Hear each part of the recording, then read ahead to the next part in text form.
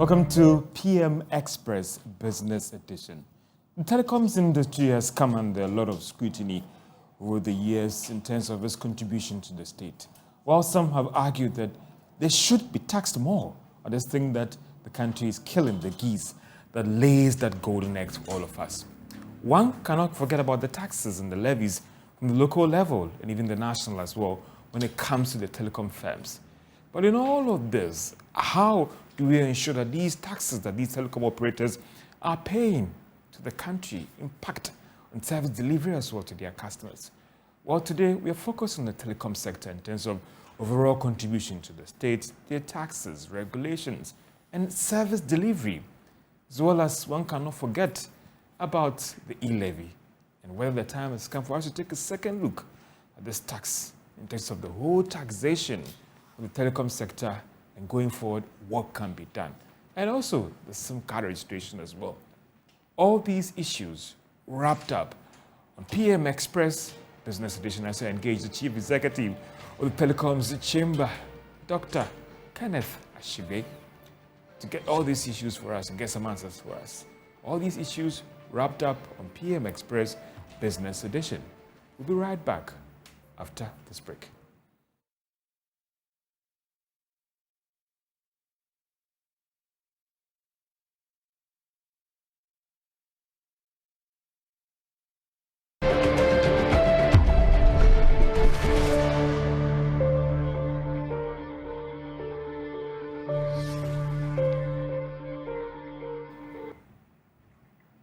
Welcome back to PM Express Business Edition as we throw the set light on the telecom sector, their contribution to the country, and whether the time has come for us to take a second look at what they're paying to the state, regulation, service delivery, and of course, you can't forget about E-Levy and SIM card registration. Dr. Kenneth Ashibe, Chief Executive of the Telecom Chamber. Doc, welcome to PM Express. Thank you very much. It's good to be back here. And how are you doing? Well, in this very difficult situations, grace is keeping us. Mm-hmm. Grace is keeping us, but it's difficult. That is on the personal level. Let's all both. As an industry, and then also on the personal level as well. You know, you have a situation where everything you do as an industry, apart from your HR and a few local things, are in Forex. But then you are having to sell CDs and pesos, and the cost of everything has gone up. When fuel goes up, you should realize that the cell sites are run 24/7, and in some of the places you're running purely generator. So the diesel price, you're taking a hit in all of that. Your duties, when the CD change, is depreciating, that is making the cost of doing business generally very, very high. And there's a conversation we are going to have with the Radiation Protection Institute.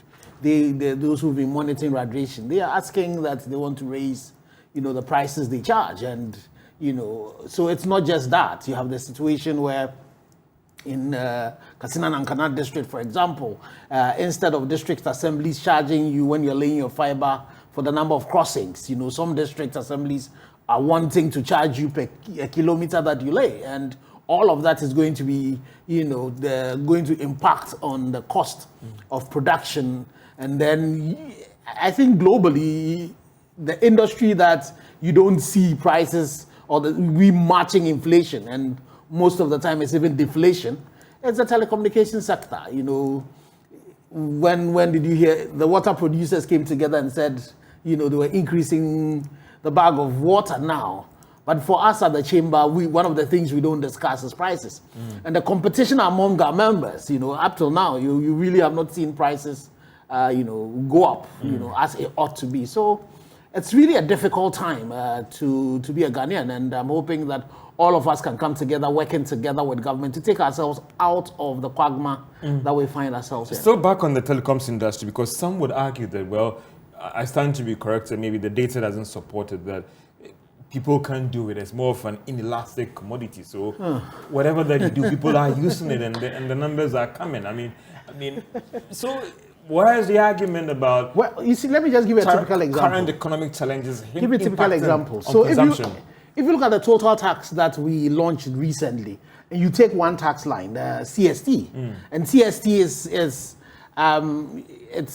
it's a percentage of how much, so in 2020, COVID and all of that, so all of us went home, we're working from home, and the demand for data went up. But in 2021, there was a 19% decline in CST. That's the tax that went to government. That will tell you that in terms of the revenue that came back to the sector as well, there was a decline. CIT, corporate income taxes, also declined by about 9.4%. So in terms of profitability, also declined. And another interesting one also was the line on SIT, the surcharge on international traffic, that declined by a whopping 82%. So yes, this is an industry that you've had two competitors, Airtel and Tigo, deciding that they were going to merge so that they would be able to maximize, their top lines and minimize, their cost.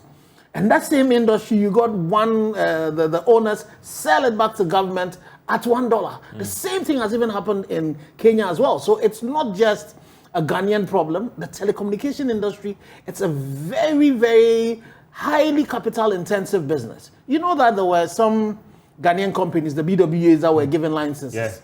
Where are they now? It's not because for lack of not wanting to be in the industry. It's just that it's a very, very difficult industry to be in. The investment that is required to be able to keep this thing going, it's not child's play. So, yes. Relatively, it's now a utility. It is a human right, as the UN court said. But to be able to keep it going and to be able to push it really requires a lot of work, and it is difficult. I'll still come back to the consumption question because, yes. Mr. Shibi, I'm just a drop in there. Now, I just want to focus on myself. Yeah. Maybe 0.000001. Yeah. But if I look at my consumption pattern for my telecom or the service that I'm on, I think it's as quadrupled in terms of the core credits, the data, the amount of money that I spend with this service. Yes. So I struggle to understand when I get the impression that, current environment has impacted on demand. Yeah. And what you need to appreciate is the fact that in the past, and COVID really has accelerated our demand for data. And, so you realize that even when you look at the numbers, voice now is really not playing. It's a lot more the data that is playing. In the past, how many of us would be watching 4K videos, even high definition using data? But now there's quite a lot of that, that we're doing. A lot of the meetings that we're doing, that we're riding, the Zoom meetings that we're doing. Even if you take your industry, the broadcasting industry, for example, now you have a lot of TV use backpacks that's, it's all riding on the back of that. You will see big, satellite-based OB vans moving and all of that. So our consumption generally, yes, has increased, and the amount of data that we're driving has gone up. But the interesting thing in all of that is that when you look at that and you look at the whole business when it comes to data, apart from the MNOs that will sell the data to you, so if you take the Netflixes, you take the issues of the Googles, the Facebooks and all of that, what contribution are they making? And the challenge you have in that is that in terms of a fair contribution, you find out that it's only the MNOs who had to invest about 190 something last year, 1.9 billion last year in terms of capex alone, to be able to keep this industry going. So yes, and that's why I say to you that the data of even just CIT alone, the fact that there was a decline in CIT tells you that the consumption, that there was a surge definitely during the COVID. But now a lot of us are beginning to come to work. Now I'm sitting with you here, none of us is wearing a mask, and a lot of us are coming back to work. The only interesting thing is that you're now beginning to see, and even for the chamber, we've had to ask now some of our staff, because of the cost of doing business and the cost for they themselves coming to work, you're now beginning to ask them to go back home. Is this something that you do? Yes, as a chamber, exactly. The cost of coming to the office. So it's two things. It is the transport cost, the fuel cost that has gone up, and also when they come to work, the amount of money they have to spend if even they decide to eat gobe alone, you know, the differential. Very nutritious, you know, I had gobe today, so, you know what I mean? But in terms of cost, you know, you're able to get all the food classes at a very reasonable cost, but even that has gone up. And so when you do that, you save your staff some money. And not only do you just do that, but as well, once, you know, some of them are working from home, there are particular offices that now you can turn the ACs off and all of that. So on both sides, is this something you encourage other people? It is important to do that. It's really, really important. Considering that too. Oh, that's what we've done, and I'm sure a lot of our members are also beginning to do that. The only thing you need to then do is also make sure that you manage productivity, so that even whether they are home or not, they are still able to do what they do. So the current challenge with the environment makes a case for us to look at the work from home policy. Completely. I think that there were benefits out of that with COVID, and we wanted to, and now this crisis also have come. It just gives us an opportunity to be able to do that. And also for any business owner, any manager, any leader, you need to be considerate, you know. So if you are not able to match the inflation that is, you know, taking money out of your workers' pockets, then you need to find creative ways in which, you know, you are able to let them be able to live through this difficult time. So one of them is to say to them that, you know, especially when the cost of fuel are ballooned, you know, so much, and the cost of transport costs have gone up, you need to definitely look at that and see what is it that you can do to still be productive, but really be able to cut the cost. And you can do that for both the corporate entity and also for your staff. But I look at the numbers of some of, and I use the word carefully, some of your members. And I struggle sometimes to understand when some of these same members are complaining that they feel that they are being taxed too much at the local level, at the assembly level, at the municipal level, at the district level, regional level, and national level. I mean, the incidence of tax, if you are earning more, Mr. Shigbe is taking like maybe $20 million, they want to tax you more. Why the complaint? Yeah, so if the tax is progressive, that is good. So the more you earn. So that's some of our members that because they did not make profit, did not pay CIT, they did not pay corporate income taxes, they did not pay National Fiscal Stabilization Levy because that did not happen. But when you take a tax like CST, you know, the CST, it does not matter whether it's you and I. It's a very regressive tax, and it's also industry specific. If you brought if let's say, you know, the shareholders of multimedia brought $1 million, you know, investors into multimedia brought $1 million. Well, multimedia is not good because you don't pay CST. So multimedia, and they want to do broadcasting or they want to do telecom. If they put that $1 million or 1 million CDs into telecom, their consumers would have to be paying CST of 5% on that. Whilst if they brought it into broadcasting, advertising, there's no CST on it. There's no CST on it. So that, once you bring industry-specific taxes, you distort the industry, you know, and you know most investors, they are looking for their return. And because of that, you might not be able to get the resources that you require to be able to put into there. And then you also have the situation, let me give you a very interesting example. When you go into the one of the fee fixing charges and you take that for Ghana Highway Authority, the right of ways that we have that when it comes to fixing your fiber optic, exactly. The right of way that you have just before they did an amendment, you see that all the utilities, water, electricity, they don't pay right of way. The only industry that pays right of way is the telecom industry. If you take that whole document, everybody was paying in cedis. It was only the telecom industry that right of way that was being charged in dollars. Fortunately, that has been changed. But even still, right of way is not paid by water, is not paid by electricity, but $282 per kilometer. That is what, you know, Ghana Highway Authority is charging. And if it had not also been for the magnanimity of the leadership of EPA, there 2 years ago, you know, they went to Parliament and got over a 500% increment in terms of the permitting fees that the towers have to charge. So it is important that we stop looking at the telecom industry as that, you know, cash cow that has to be milked. You know, a good thing to look at is that in 2020, for every 1 CD that came into the industry, 47.77 pesos went back to government in the form of a tax, a fee, a levy, or a charge.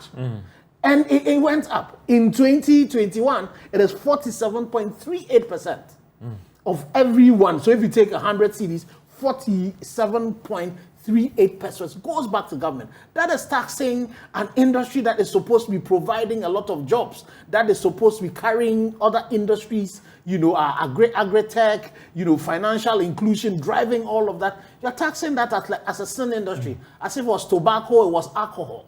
And definitely that is not sustainable. So you find out that globally and in Ghana as well, the revenues from from the industry is almost flat, but the costs are going up. And also the demand for data is really growing, and there's a deficit, and the deficit is a result of the issues of availability of spectrum, but also the issue of the investment that you require to be able to ensure that that goes on. And bear in mind, if you take the industry, just a few of the industries are paying, are making profits. A majority of the players in the industry are not making profits. So, but the profits will be on your profits, or the taxes will be on your profits. No, the taxes, it's only your CI. You see, if you look at the list of taxes that are paid, the taxes are on your corporate income taxes, yes, the profit. Yeah. And then also the fiscal stabilization levy, that particular levy that the sun said clause in it, the sun never sets. It's as if the times of Joshua when he said, sun, stand still, since it happened, governments have changed. When they come, they only keep on pushing it. And that also, is discriminatory, because it's just a few of the industries, yes. So even that is a bit positive. But when you look at other taxes, another major tax that another contribution that the industry made was withholding taxes. Withholding taxes really grew. So which then tells you that, in terms of the value chain, other businesses that also depend on that. If you take the withholding taxes, in 2020, we collected about 384 million. In 2021, it was 722 million that was collected. So in terms of the contribution, and even if you look at the issues of even mobile money, before, I know you want to talk about E-Levy. Yeah. Before 2021, there was no E-Levy, but the industry contributed about 244 million in terms of the withholding taxes, in terms of the payee, in terms of those who made profit and paid, taxes on that. That is the contribution that it made. But you see, and this government, touted the whole issue of, playing down taxation and pushing production. And I think that's what ought to be. Why would you let a student who is studying, before he even uses data to be able to do the things he has to do and be able to get a job, you burden him with CST. And a good example was government itself. When they reduced CST from 9% to 5%, they saw a bump in it. So it's really the regressive taxes, that we really need to look at and push the taxes at the point where production takes place. Let's do some comparison within the sub-region as well, and not to get fixated so much about the exact numbers. If you compare your peers in other countries in the region, do you still stand by the argument about... We're now, approaching countries like DRC and all of that. Nigeria, Cote d'Ivoire, they're doing far better in terms of the percentage of taxation. And it's the reason why, if you take the mobile connectivity index, for example, you find out that when you look at the issue of affordability, generally, the mobile tariffs are on decline, but the thing that makes us more expensive is our taxation.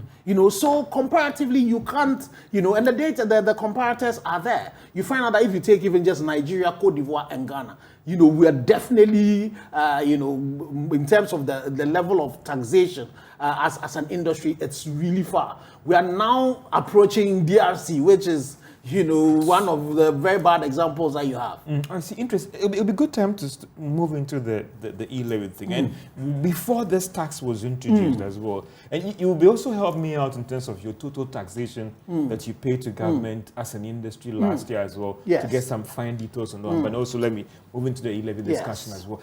Before this tax, there were some, and I didn't get that from you. I should say that on record, that there were some who were saying that the industry is going to collapse and all the rest and all. Months into the thing. the industry is still standing. Well, so some of I remember when I was here with John, you know, and we talked about the issues about E-Levy, and we talked about definitely when if E-Levy come, a lot of the gains, and here again, the gains that government had made in terms of digitalization were going to be rolled back. And definitely, it's happened. It's happened. So let me give you a typical example. If you look at even merchant payments, when you know, we started it from May when it started. There was no tax on merchant payment, but there was a decline in the first month, about 45% decline in terms of payments that were being made by merchants. And also then, you know, so look again at it. Government had said it was going to make 6.9 billion. You know, had to revise it to about 600 and something million. That even it's not going to happen. Then you have had you've seen the situation where generally revenues have gone down, and then you are beginning to see them pick up. But if you look at where we were before, you know, the graph started dipping down, we've not covered that as well. And then you need to go back a year behind and see the trajectory in terms of the way we are accelerating. And you find out that what is happening is that there has definitely been a dip. Another thing you need to look at is investment that we're coming. You know, the thing about mobile money is that it's not only the EMIs or even the banks that are in it. You should also look at the fintechs. We're really growing when it came to fintechs. A lot of the investment that were coming into the fintech industry have left. Let me give you another Why are they left? Because you see, the fact that you have put a tax, what the error we made in E-Levy was that instead of taxing the digital economy, we taxed the digital platforms. And immediately you do that. What you break it down for. Okay, so you have the digital. So you have the digital. Ideally, what we should have been doing is that mobile money is helping the digital economy to grow. So now you have the situation where a lot of people, like, you know, me, I have a farm in Abutiakota, so a lot of I have a merchant wallet. When people buy, they put the money on the wallet. You know, when I have to pay my people, I pay my people with that. Now, the attitude of a lot of Ghanaians is that if you even want to pay them by mobile money, my workers, if you want to pay them by mobile, they don't want to take it. Because once the money goes onto the wallet, you know, it means they will pay they will pay the taxes. So what you have done is that immediately the visibility that you got, where Bank of Ghana, in terms of monetary policy, they saw where money was moving, they could see it. Even for fiscal policy planning as well, that could help. That already gets to go. And then you have the situation where, as I said to you, even merchant payment that was not taxed initially began to dip. And then the revenues for the players in the market as well. You know, we saw a dip coming down. And now that you're seeing cost of production go up, what is happening is that not only are you missing your 6.9 and then your 690 something million that you also projected when you did your mid-year review, but the corporate income taxes that, you know, part of that 244 million that was paid in 2021, at the end of this year, that might not also materialize. You know, so, and I think that I saw some research that I think was announced, you know, in terms of, so the E-Levy itself might not have been, I'm sure we could have looked at it to see how do we do it, because you see the digital economy itself, a lot of businesses, when COVID came, a lot of businesses went digital. So how do you find a way in which you now, those who are doing business in that particular platform, you can tax them? You think that it has rolled back a little bit? Oh, in terms yes. of the Oh, growth definitely. That you were expecting for the industry, investment, and all the rest. Definitely. In terms of, if you look at the graph, if you take a graph and if you do a differential, you know, of the growth, to look at the speed at the rate at which we're galloping in terms of the growth, to the extent that Ghana had moved, you know, and then the top 4 in Africa, we were then in it, and the things that we're beginning to do, you know, you had brought mobile money into operability, you know, you're beginning government, people to government payments, you're digitizing that and all of that, and then you're getting a lot more people. You now, you know, the famous advert of going to Antimuni and going to be able to buy wache. How exactly, you know, going to buy wache with your, if I went to Antimuni today and I had cash in my pocket and I was going to buy wache, and you decided that you are going to buy your wache, you know, with your mobile money, if it was not for our intervention that got them to exempt merchant payment, what would have happened is that would have cost you to buy more to buy that same wache than I would have bought. And what would the rational decision would people take? Mr. Shibo, what happened to your background, the science and everything? I want you to help me out with some education here. What happened to the science and the economics about a good being an inelastic Yes. and So placing a tax on? Because I remember some of the things you said Yes. before this thing started. But that's the thing. Being vindicated. But I would also want to come on the premise of the science and the economics and the human behavior about an elastic good. But it's not. So that was the error. That you see, the mobile money is not. If you look, so again, so let's play the basic economics. And those who are my age, they did economics without tears. You know, from 1 to from 5, we did economics. So you look at the elasticity of demand. When you have a substitute, and you have a good substitute, you know, cash is still the substitute. Cash is still the substitute. Moving from Adenta to Accra? Yes, moving from. So let me give you a typical example. Let's say you wanted to pay me 5,000 cedis. So, you know, the engagement between the operators. So apart from Vodafone that does not charge, MTN and then Airtel Tigo and now ZPay, G-Money, they all charge. Now they charge 0.75%. So if you wanted to send 5,000 cedis, as you attempt to send that, you would see that the charge, if it was on Vodafone, your charge will be 7.5 cedis of the 5,000. And then your charge for E-Levy will be 75 cedis. If even you were moving the money from Adenta to here, you will call an Uber, and if the Uber is 30 cedis, there's a differential of 45 cedis. Why would you do that? You know, so, and then another challenge that we had was that if you, and you see, you had an industry itself that is the whole size of the industry was about 1.2 billion, 1.4 billion. And then you want a tax of 6.9 billion out of that. That again, the mathematics, you know, the computations were not properly done because it was not going to happen. And so this is an industry in which there is a cap that if you're sending money above 1,000 cedis, the cap was then it was 10 cedis was what we're going to pay. But you bring a tax where there is no cap. So what happened was that you saw the volumes of transactions dip, but they didn't dip as much as the values of, because all the big monies, you know, left. And not only did they leave, another substitute that we created was the discriminatory, where we decided that the banks have 20,000 cedis on a daily basis, and mobile money had only 100 cedis. So what then happened was that when I want to send that 5,000, I will call George and say, George, you know, do you have a bank account? Give me your bank account. I would send it to you. So if I'm sending 5,000 cedis to you, that would go for free. If I was going to send that by mobile money. So in terms of the substitutes, there were several substitutes. And then also was the fact that, you know, people are rational. And so they definitely would take decisions. It had taken over 10 years to really build this belief that Ghanaians had in mobile money. To the extent that now, you know, you remember the first ad, Sikano way. Exactly. So you get to the point where now people think, this thing, anything you know, is problematic. So it's really important that we look back at it again. And I'm hoping, and we have made a few suggestions to government. You know, we are part of the Social Partnership Council that is made up of employers, labor, and government, with Ministry of Finance and Ministry of Labor. And we made a presentation to government that government really needed to take advantage of this budget to say, if you're not going to scrap E-Levy, do it in such a way that you would be able to get, you know, the growth going again and be able to also get your taxes whilst you allowed, you know, industry to grow.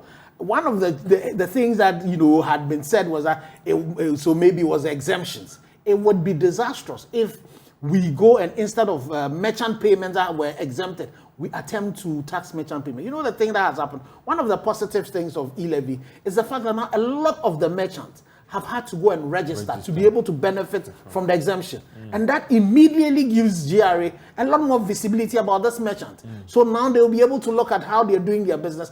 At the end of the year, they will be able to, you know, there's some CIT that is going to be expected. And those are the things that we believe that if we both, you know, and industry has to work together with government to find ways in which we'll be able to, you know, leverage on the digital economy, get a bit more out of the digital economy without taxing the digital tools that are For required. you, what are the lessons learned going forward? Because there are some who have argued that then if you engage in the IMF and all the rest, that thing that this thing should be taken off. There are some also think that reduce the rate to the barest, lowest discount, and let's see how that will work. After all, 6 months, if that is also not good, we can scrap it. What is the Chamber's proposition towards this in terms of going forward on this E-Levy? So our proposition is the fact that, So scrapping it, we need to be real. Government needs money at this particular stage. The deficit position is not good for industry. It affects industry. It's one of the things that would account for the depreciation of the CD. The macros will be destabilized. So we think that the best thing to do is reduce the level. Some in the industry have talked about 0.5, but I have said that the best thing is to do 0.1. Push the level down to 0.1, but so the argument has been from 0.5 to 0.1, and then put a cap on it. Say 5,000 CDs. At 5,000 CDs, the levy is fixed, so that if anybody wants to send 10,000 CDs, that would happen. Take out the discrimination. So if between the 20,000 that you give to the banks and then you give to mobile money, so that the discrimination is not based on that. Another innovative thing that we would say is that put a cap on any transaction that can be done by cash. So let's say 2,000 CDs. If you want to do any transaction above 2,000 CDs, use a digital means from mobile money, from the banks and all of that. What would happen is that a lot of the things that happen, the underground, the AML things that happen, a lot of that you'll be able to take them off. And then, you'll be able to see a lot of the movement in terms of cash. And that also would help. And then, in terms of government payments, make sure that all government payments mandatorily make it simple and let people be able to pay it. So the tolls that people pay in the markets and all of that, use these digital means to be able to do that. And if you're going to do that, make sure that it is seamless, it's not difficult to do. One, and this is my personal, this is for me, this is not an industry position. Bring back the road tolls, but digitize it. And reduce it and make it in such a way that if you decide that, and you can do it, there's a lot of intelligence around that, you can do it. If you decide to use the motorway when traffic is, you pay more. If you decide that you want to travel at night, you pay less, depending on the roads that you're using. So make it intelligent, because what was happening was that there was a lot of the tolls that were being collected that was not coming back to government. So once you digitize it, then you'll be able to also raise some revenue from that. And make sure that once you're collecting I don't know whether you've gone through Kidi, where the toll booth is, that road has been bad for a very long time. So wherever you collect the tolls, make sure you fix that road as well. And you believe that these things will help deal with the problems that we face with the E-Levy and Correct. Also get more revenue. A lot more people, because you see, if it's 0.1, people would pay it without thinking about it. If you do a tax where before I do anything, I need to think about it, what a lot more people would do is they would have to find ways in which they have to go about it, around it. And I'll go back again to government and give them their own, evidence from what it is that they do. When we digitized the tourism sector, revenues increased, quadrupled. Then also when we reduced CST from 9 to 5, the volumes, the amounts that came to government went up. So definitely, because of the marginal cost will be positive. All we need to do is to really sit down, do the numbers, and see at what particular point, what number is it that would make it easy and cool for the Ghanaians to be able to do it. Because, well, all things said and done, at least the E-Levy has come. We've all found a way of living around it. Make it easier for people to be able to pay it and let people not feel it. And not let it not be as if you're taking money out of, the capital of people. How would the E-Levy example also influence future engagement with government when it comes to fiscal issues? Because I still sit here and remember the things you said before this tax, and you have been vindicated in terms of the fiscal issues. As we also talk about the industry, taxing and all the rest, that going forward, what should be the approach when it comes to fiscal issues for the industry and your members as well? So I think that's one of the things that, generally speaking, we did a good job at. There was this tax dialogue that we do before there's going to be any, the budget is going to be read, mid-term review, various tax experts, industry players, we sat together and we discussed. We need to get back to that. We need to build trust between industry and government so that there's a lot of trust, so that we can all sit together, share ideas, be able to find ways in which we can do this better. If the E-Levy, if we had, instead of doing the stakeholder engagement after, the horse had bolted, if we had done it before and had looked at all of this, learned from the examples of the likes of Tanzania, and that's the thing that Tanzania has done. They've been very agile. They've been moving and reducing the rates down because they are engaging. So it's important that as a people, we will learn from this.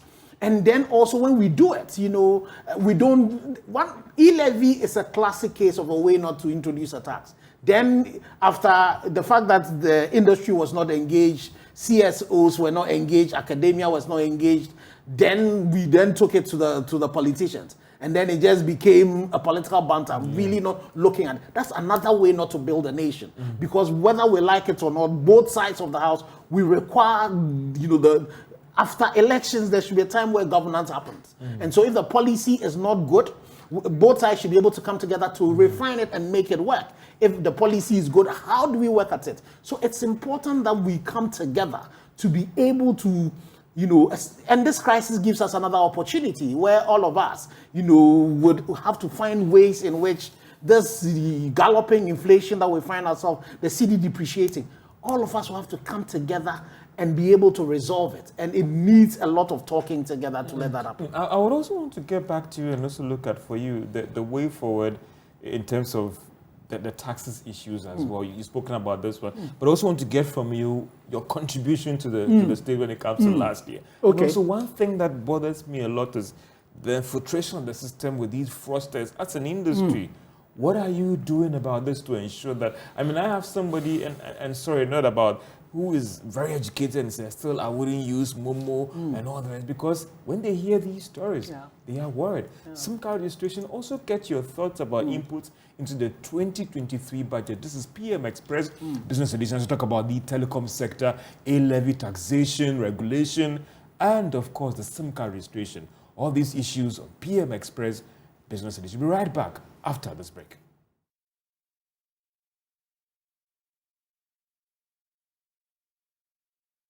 Welcome back to PM Express Business Edition as we focus on the telecom sector, taxation, E-Levy, SIM card registration, regulations, and also ensuring that they pay the right taxes to the state. Some are saying they are being overtaxed. Others are saying, go after them. I know Ken would disagree with me on that one. And help me out with the numbers again. Because, right. So because some are still saying that, listen, you have not paid your dues to the state. Well, I think I just said to you before that if you consider the fact that, for every one CD that comes into the industry, about 47% of that goes back to government. Definitely, that cannot be anybody saying that we're not paying the right level of taxes. And in terms of our contribution to government revenue, for example, so contribution to government revenue, tax revenue is 7.72%. of government revenue. And then look at it again, when you look at contribution to non-oil GDP as a whole industry, it's 6.32. Though we are 6.32 when you compare us to non-oil GDP, when it comes to the taxation, we're paying more, a bigger percentage of that, 72%. So in total, in 2021, we paid 4.3 billion. When you look at all the taxes we pay, all the taxes we collect on behalf of government, all the levies, all the charges, including, the 1% that we pay to NCA, the 1% that some of our members pay to GIFEC and all of that. If you put the BOPs, that the build operate permits that we pay to the assemblies and all of that, it's 4.3 billion. Interesting. 4.3 billion. And definitely as an industry, the contribution to the economy is, and this is the direct ones. If you want to now talk about in terms of the other verticals, that are connected to us and the revenues that are made from that, that's a lot of contribution. And if we do not find ways, give that physical space, because you see, if after, you are paying about 40-something%, what percentage are you going to use to pay salaries? What margins are you going to leave for yourself then for you to be able to invest? And then when it comes to CAPEX, the level of CAPEX that, that is required on an annual basis for this particular business. CAPEX last year was 1.9 billion. That's actually what, the industry put in the investment. And you know that CAPEX, once you put them in, the returns don't come immediately. So it is something that, if anybody who says that the industry is not paying its fair share of taxes, it's wrong.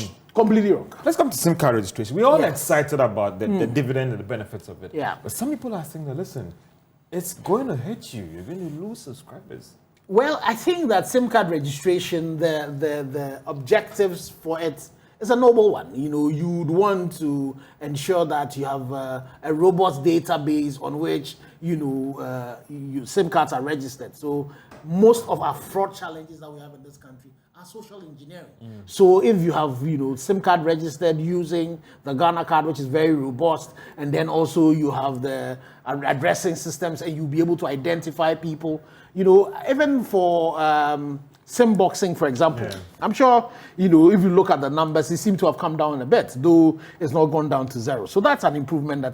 I think the challenge with our SIM registration has been the way we've done it. And what we need to do is we need a lot more collaboration between the NIA and the NCA to be able to improve the processes. And then also, you know, because the Ghana card is the condition precedent, and you have the situation where some people don't have the Ghana card, that definitely is a problem. But it's important to note that sometime in September, when I looked at the data, the NIA had done about 15 million of unique Ghana cards that they have issued. And then if you look at the unique Ghana cards that have been used in doing registration, it was only 30 million. So even on the people who also have Ghana cards who could register, there are about 2 million or so out there that have not done it. But the interesting thing, and again, I wear my hat as an engineer, if we were doing our SIM registration in such a way that you do not need a physical card, then if I've registered and I'm in the database, all I need to do is I need to come and then, you know, put my finger somewhere, and then you'll be able to tell. But the way we are doing our Ghana cards, because you need to get, when you want to do the biometric, you still have to take the card there, you know, to be able to do it. That is also one of the challenges, and that's where a better collaboration between the NIA and the NCA, you know, would be able to do this in such a way that that would be seamless. That has not happened. That is one of the things that need to happen. But definitely, SIM registration has been a major cost to the industry, you know, which we're hoping that if we got a robust and a cleaner, we will be able to milk. What happened with SIM registration, that the app that we're using, you know, immediately introduced the fact that now you needed a smartphone to be able for your agents to do it. In the past, they're using feature phones. But now you've had to deploy hundreds of thousands of devices. And you have had to, the cheapest phone that you could have used was about 1,100. And if you multiply that by the hundreds of thousands, that is a lot of money.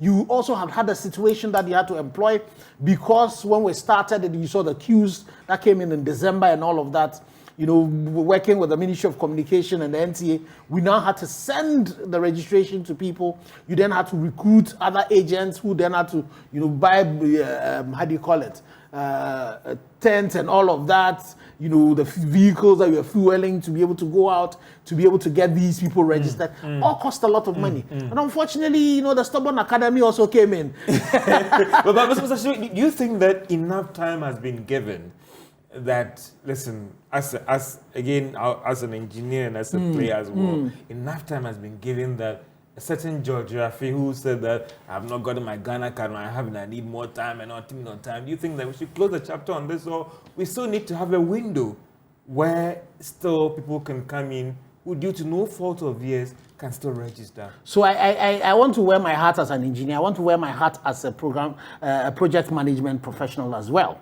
You know, there are some people that, you know, there were times where we're giving free data to get people to register. There were times that we're calling people to get them to register. Because the timelines had been taken off, they did not bother. You know, so you need to find, so if you ask me, we needed to be able to identify those who have the Ghana cards and apply a bit of pressure on them, a bit of discomfort on them for them to be able to come and register. But for those people who do not have the Ghana card, for those people who have issues, like there were some people who had issues with some data synchronization issues, when they want to do the registration, it tells them that data already sent. Those people like that, you cannot be punishing them. For people who have gone to the NIA and NIA have told them that come at a time beyond when your registration is going to happen, you cannot be punishing those people. You know, if you take the places like Boko, where because of security issues, you know, a lot of us had closed our shops and all of that, and even the SIM registration, the Ghana card registration and all of that had not been done. So you need, the thing about it is that who are the people who can register, who are not registering? who you need to put a bit of subtle pressure on them to be able to get them to do it. And who are the people who you need to be able to, one, make sure they have the Ghana cards. Those who have issues with their Ghana cards, who have been told to come at a later date, what can you do to facilitate all of that for them so that they can come and register? You cannot. So some window for these people who have Exactly. challenges You need still to. let them You need register. to. Yes. Let's finally deal with the issue about the fraud thing. What is the chamber and your members doing about it? Because it's a hell for a lot of people. Yes. So, and you see, the important thing is that you're beginning to even see beyond just the issues of mobile money and the digital space and the fraud that happens. You're beginning to see that on the banks. Yeah. You're beginning to see that on WhatsApp. WhatsApp has nothing to do, the WhatsApp hacking and all of those things that are happening has nothing to do with mobile money. So the issues of fraud is basically the fraudsters looking for opportunities. You find out that the mobile money system, so what we've done in the past is that we've invested in the system. So nobody has been able to hack any of the mobile, the platforms to be able to take money out. But what they do is social engineering. Social engineering. So you're beginning to hear even the banks now tell people that when somebody calls you and say you have to link and do all of these things, don't do it. You're beginning to so for us as an industry, what we've done is that we've gone to the extent where we've put together a common fraud platform where when fraud happens on one particular, or somebody steals your device or anything happens, you report it. When you report it to Network A will block that particular SIM, so that person will not be able to use that SIM. And then they will block the device. So if the person used an iPhone to do it, that device will be blocked on that particular network. Okay. Then they will report it on the general network, and the other networks would also block that device. So we're making it a bit more difficult. But and then we've done a lot of education, but we need to continue doing a lot more. Just in 10 seconds, your final words as we wrap up on one of the things that we're saying to government is that as we go on next week, the budget is going to be read. Government has itself talked about the rail sector. Telecom sector is one of the rail sector. They need to look at the issues of pricing, even of regulatory fees in dollars. That has to change. We need to find ways in which we can get solar power become a bit more cheaper, and then also some of the charges and the taxes that are front loaded for the industry. Government needs to find a way of spreading it, and we need to work together with the industry to be able to enable other industries so that we all can come out of this. And the communication is important, that we are able to carry all Ghanaians along so that we are able to ride this crisis that we find ourselves in. Engineer Dr. Ken Ashibe is the Chief Executive of the Telecoms Chamber, and I know the debate will still go on in your homes and offices about what should we do with the sector, the E-Levy, registration SIM card, and also fraud issues, and whether they are doing enough to help protect you and I. PM Express Business Edition. Have a great day.